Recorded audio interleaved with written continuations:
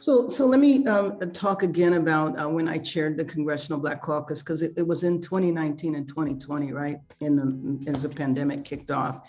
And the alliance that we built with the AAPI caucus, Latino and Native American caucuses, we came together and we knew that our communities were going to be disproportionately impacted.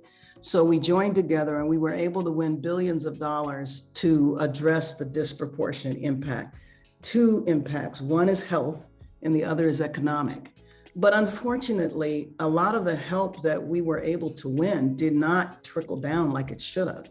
And so what I would do if I'm successful as mayor is really fight for those resources, because it's not like next year that this is going to be over. I mean, we thought this was going to be over 2 years ago, we thought it was going to last for a few months. So the economic and the health impacts in our communities are going to continue to be there.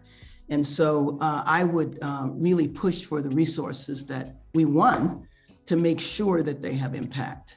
And so I want to have a very specific focus on minority businesses, because we know that the best way to deal with jobs, the majority of people work for small businesses. So it's in our interests, because one of the other problems that we have in LA, and homelessness is the worst manifestation, but it's profound income inequality. The difference between the rich and the poor is huge, and the middle class is kind of falling out. The only way to address income inequality is for people to have good and better paying jobs.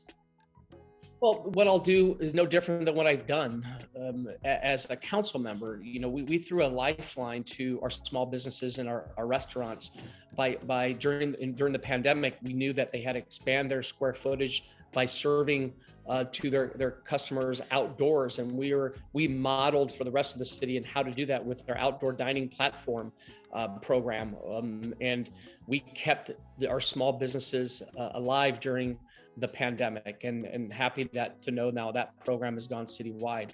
We know that the small businesses are the backbone of our local economy. We need to make sure, and as mayor, I will make sure that the small businesses have a seat at the table in City Hall. Oftentimes, businesses are forced out.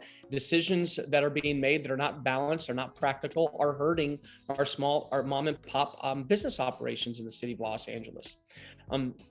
In addition, our minority-owned businesses should have an equal opportunity in applying for our proposals. Part of my goal is also establish a small business committee that are part of the decision-making, that would be part of the decision-making process. It's City Hall. We also know that businesses are fleeing Los Angeles because they don't feel safe. They have to walk over dangerous encampments, walk over buckets of feces and urine. What message does that send to our city? So part of my plan of eliminating street encampments by moving quickly on interim housing is going to be beneficial to our businesses, because I can tell you crime and homelessness is a tax on our small businesses throughout the city of Los Angeles, and we'll put an end to that. Yeah, it's a good question. I started out as a small business, as I said, with one employee. I understand how tough it is to build a business. I also understand in the Asian community, very similar to my community, the Italian community, and so many other communities in Los Angeles, we just want the opportunity to live, work hard, raise our family, practice our faith, and get our slice of the American dream. 90% of the businesses in Los Angeles are small businesses. They need to be protected. The city needs to serve them to make sure that we're allowing businesses to grow, hire, build up their businesses, support their families. And so small business and big business are going to be a big priority, because our doors are going to be open to welcome business in the city and grow businesses in the city, in every community. Small businesses in particular, mom and pop, minority-owned businesses were eviscerated. They were absolutely devastated the past few years because of the coronavirus. These are businesses that don't have a lot of capitalization. They're barely holding on to begin with by a shoestring. And that was before coronavirus, with all the challenges that they had before them.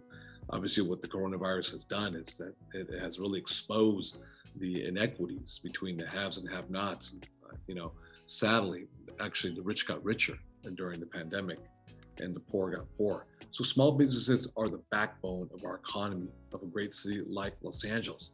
But to understand how important small businesses are, listen, we're not the federal government. We don't have a treasury department. Well, we have in the basement, perhaps a printing press where you can print money and run ongoing debt. We're not the city of California where we have surplus dollars, billions upon billions of surplus dollars, because the ability to have capital gains taxes, PIT, personal income tax. We rely on three main pillars for our revenues for the general fund of the city of Los Angeles.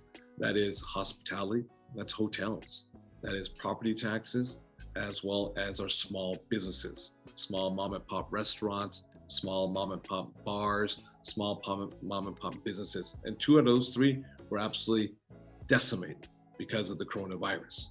And that's why we need to make sure, if we're going to be successful in terms of our economic recovery and have the revenues that are necessary, so we can have safe neighborhoods, so we can have clean streets, and a lot cleaner than the status quo of today. So we can make sure we build up our sanitation department, so we can make sure that our fire department is ready and prepared to make sure that we can live in a city that we all deserve. Small businesses have to be successful. And that's why working with our partners in the state legislature is going to be very critical, but also to what can we do as a city to make it much more efficient and cut all the red tape, all the unnecessary bureaucracies that make life actually harder for our small businesses. Changing the culture. We need a culture that says, 1, we respect you. 2, we welcome you. 3, we want you to be successful. And in order for you to be successful, we need to get us out of the way. You know, certain regulations, without a doubt, are very, very important. Sometimes some regulations are outdated. They're unnecessary. They're not germane, especially when we're positioned where we have to recover greatly. And especially if there is congressional change in Washington, D.C., any federal dollars will be much more challenging. And that's why we ourselves have to take control of our own destiny. That means creating a culture within City Hall that's conducive for small businesses, but in particular, you know, our mom and pop, you know, Chinese American and Filipino American and Korean American, Asian American in general, and small mom and pops are absolutely critical. We need to welcome them, not, you know, have an attitude that is like, you know, we repel them. We need them to be successful, because if they're successful, then we're successful as a city. If they go down, there's less revenues to the coffers of City Hall.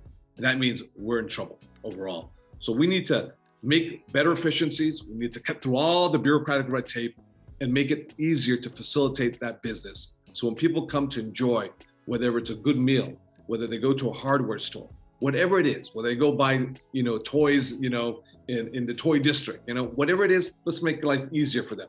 I'm going to create on my first day a deputy mayor who is focused exclusively on small business. During the pandemic, I held a series of virtual town halls for small businesses. And I asked, you know, what do you need the most from City Hall? And each time someone said, you're the first person to ask us. Well, that's going to change as my administration as mayor. I'm going to have a small business deputy mayor who's a one-stop source of information for small businesses. I kept hearing there's a lack of clarity and consistency in our rules. When I was a city council member, I said to small businesses in my district, don't hire a lobbyist. My job is to help you go make your way through the bureaucracy in City Hall and to cut the red tape. These are indicative of the approach I'm going to take as mayor. In addition, access to capital is a big issue. When I was a state legislator in the teeth of the Great Recession, I was put in charge as a co-chair of the effort across California to get more access to capital to small businesses.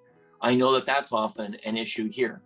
And during the pandemic, I heard something else. Besides the need for clear and consistent rules, I heard businesses say, I'd like to learn from peers who are going through what I'm going through. And I'm going to create a virtual means by which businesses can communicate directly with each other to learn best practices from each other. So these are among the steps I'm going to take. And then I've to say the most important thing for last, I'm going to phase out the gross receipts tax.